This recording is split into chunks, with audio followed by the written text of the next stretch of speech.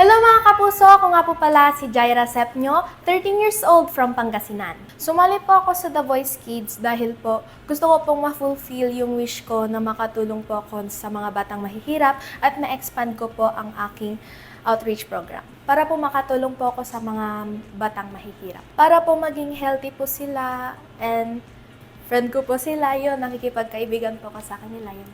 Gagawin ko po lahat para manalo, para makatulong po ako sa kanila. Natuto po akong kumanta nung 2 years old po ako sa mga family gatherings kasi tinuturuan po ako nila tita ko kumanta. Pinapakanta po nila ako tapos nung lumaki-laki na po ako, medyo hindi po ako kumanta. Actually, last year lang po ako nagsumali sa singing contest eh. Yung tita ko po kasi, sinali niya po ako noon sa audition kasi actually, nung mga 2020 pa po ata, 2021 pa po ata na mga year na yun po, stunan nila po akong isali sa mga singing contest. Tapos yun, wala naman po kaming time.